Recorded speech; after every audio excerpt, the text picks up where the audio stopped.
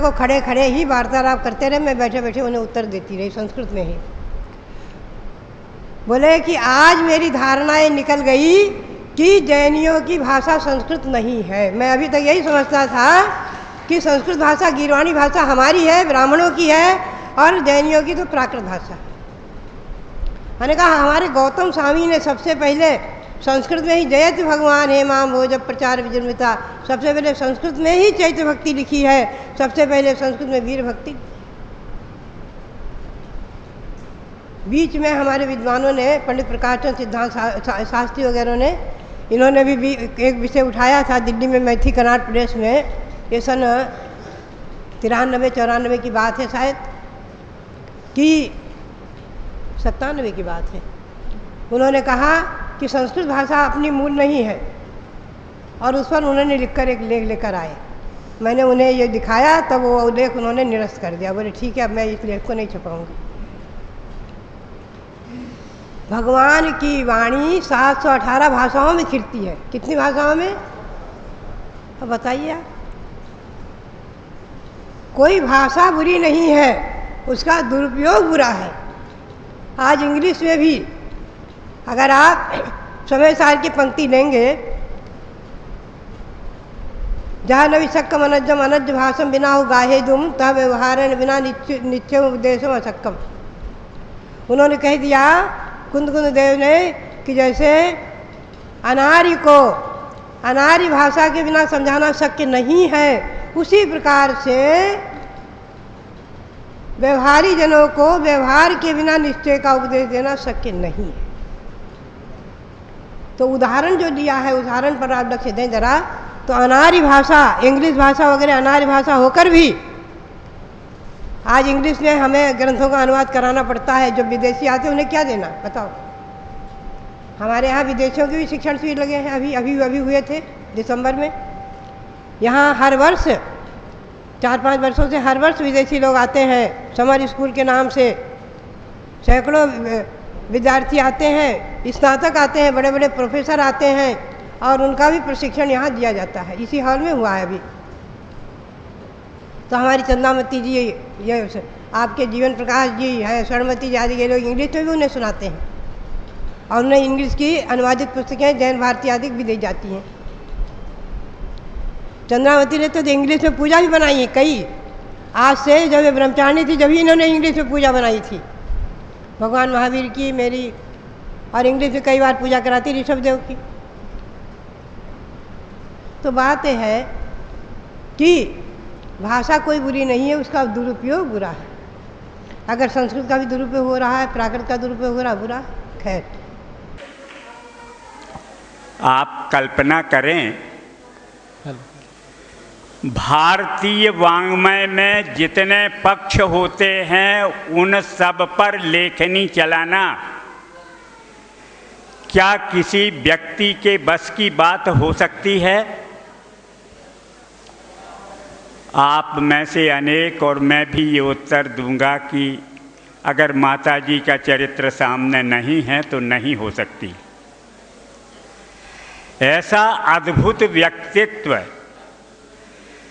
जिसने श्रमण संस्कृति की साधना की सर्वोच्च ऊंचाई पाई, जैन वाङ्मय के दर्शन शास्त्र व्याकरण न्याय अध्यात्म साहित्य और रूपक जैसे नाटक जैसे पक्षों को, गीत जैसे पक्षों को उजागर करके रचनाएं की हैं। ऐसी अद्भुत सृजनशीलता और कल्पनाशीलता का अद्भुत सम्मिश्रण जिनमें हो, एक से एक अद्भुत निर्माण, ऐतिहासिक और भौगोलिक पक्षों का प्रकटीकरण। किसने सोचा था कि हमें जम्बूद्वीप, सुमेरु पर्वत, 3 लोक, 13 द्वीप, ये सब देखने को मिलेंगी?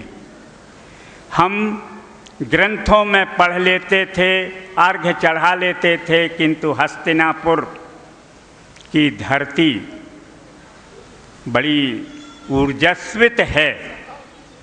जहाँ ये सब मूर्त रूप ले सके, गौतम गणधर वर्ष का प्रवर्तन माता जी ने विश्व धर्म के जो उदात्त पक्ष हैं उन सबको सामने रखा कि अहिंसा से बड़ा धर्म नहीं, जीव बहो अपबहो।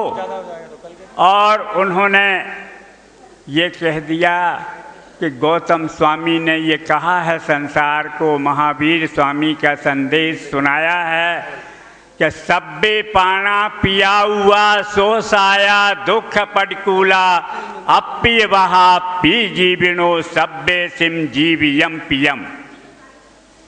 गौतम गणधर की ये वाणी कि विश्व में जितने जीव हैं वे सब के सब जिंदा रहना चाहते हैं, किसी को मृत्यु पसंद नहीं है। आत्मनः प्रतिकूलानि परेशान न समाचरेत को हम दृष्टि में रखते हैं तो हम जीव मात्र की सुरक्षा का भाव रखें। गौतम गणधर में विश्व धर्म का जो शाश्वत सिद्धांत है अहिंसा, इसको घर घर में पहुंचाएं।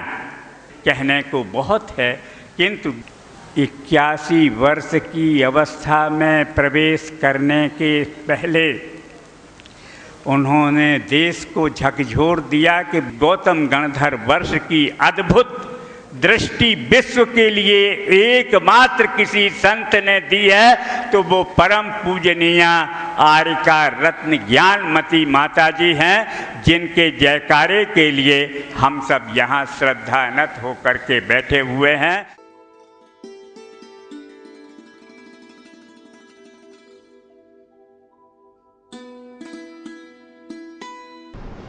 भव्यात्माओं, एक बार पंडित वनराज जी काव्य तीर्थ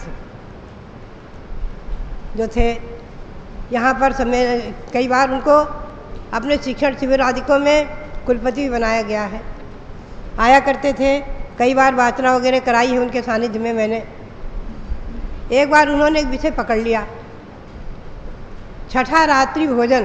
बोले ये मेरे गले नहीं उतरता है, इसे महाव्रत ही कहो, साधुओं के अनुव्रत नहीं होता है।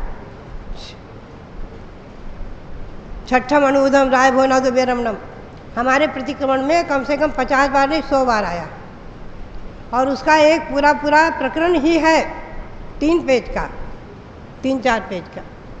मैंने उनको दिखाया, एकदम देखकर हता पर अरे अरे अरे गौतम स्वामी की रचना में और प्रतिक्रमण पाठ में छठा अनुव्रत रात्रि भोजन त्याग है, ये इतनी बार आया है। क्योंकि साधुओं का प्रतिक्रमण आप पढ़ते नहीं हैं, श्रावकों का भी नहीं पढ़ते हैं आप, गौतम स्वामी की कृति को आप पढ़ते नहीं हैं। मैं समझती हूँ इसमें चैत्य भक्ति पढ़ने वाले कुछ लोग हैं क्या पुराने, जो कभी पढ़ते हो चैत्य भक्ति, जो हो सो हाथ उठाएं। चैत्य भक्ति पढ़ने वाले आप हैं जय कुमार जी। आप लोग सब नियम करके जाएंगे कि प्रतिदिन 3 बार नहीं तो कम से कम 1 बार चैत्य भक्ति अवश्य पढ़ेंगे। अरे गौतम स्वामी के मुख से निकली है, उसको पढ़ने। एक भक्तामर मानतुंग आचार्य के मुख से निकला और 48 ताले टूट गए, तो उस पर इतनी श्रद्धा है आज हमारी कि उसको कितनी श्रद्धा से पढ़ते हैं। अगर किसी को बीमारी हो जाए तो उसको पढ़ करके पानी दे दो तो उसका रोग ठीक हो जाता है, उसे आराम मिल जाता है, दवाई का काम करता है। तो चैत्य भक्ति जो गौतम स्वामी के मुख से निकली है वो सबसे प्रथम निकली है। उसके पढ़ने से हमारे अनंत अनंत गुणी कर्मों की निर्जरा होगी, असंख्यातों गुना कर्मों सुभाषो होगा, पुण्याश्रय होगा, महान पुण्य का संचय होगा। उसका हिंदी पद्य अनुवाद भी है, चाहे आप संस्कृत पढ़ें, एक दिन संस्कृत पढ़ें, एक दिन हिंदी पढ़ें। और आप तो सब संस्कृत विद्वान हैं, जहाँ जाए उसको पढ़ाएं भी अवश्य। तो संस्कृत की भक्तियाँ गौतम स्वामी की इसमें आदि और अंत में मैंने रखी है। आदि में तो चैत्य भक्ति है, अंत में वीर भक्ति है। इतने गूढ़ अर्थों से भरी हुई है कि अगर उस पर हम विवेचन करना शुरू करें तो एक एक लाइन का विवेचन एक एक दिन करते रहे, एक एक घंटा करते रहे, और वर्षों जो है उस पर विवेचन पूरा नहीं होगा। आप स्वयं करके देखें।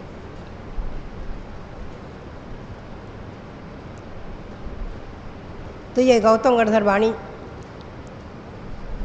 10 अध्याय में हमने इसको विभक्त किया। और सबसे पहले यहाँ वाचना की। उस समय यहाँ मुनि संघ उपस्थित था, आचार्य रण सागर जी का। हमने वाचना रखी, ग्रीष्मावकाश में 40 दिन इसकी वाचना चली, बड़ा आनंद आया। और तब से लेकर के बराबर अभी ये 10 लक्षण में भी मैंने आपको प्रेरणा दी। आज मैं फिर कहूँगी कि आप लोग हर 10 लक्षण में हमेशा हमेशा के लिए नियम बना लें कि उमा स्वामी की अपेक्षा, उमा स्वामी आचार्य हमारे ऐसे नहीं हैं, उनके एक मंगलाचरण पे तो अष्टश्री बन गया, अनेकों ग्रंथ हैं, मैं अभी विस्तार में नहीं ले जाऊंगी, महान है। लेकिन उनकी अपेक्षा भी गौतम स्वामी वो हमारे मूल है, मूल स्रोत है, जिनके बिना भगवान की दिव्य ध्वनि नहीं खिरी और जिनके जाते ही, समर्पित होते ही, दीक्षा लेते ही दिव्य ध्वनि खिर गई। उनका चमत्कार, उनकी महिमा, उनके गुण, उनका वर्णन, उनकी विशेषता और उनके मुख से निकले हुए शब्द। आप तत्वार्थ सूत्र का भी वाचन करें। मैं समझती हूँ उसको तो लोगों ने बहुत बार सुना हुआ है और पढ़ाया भी जाता है।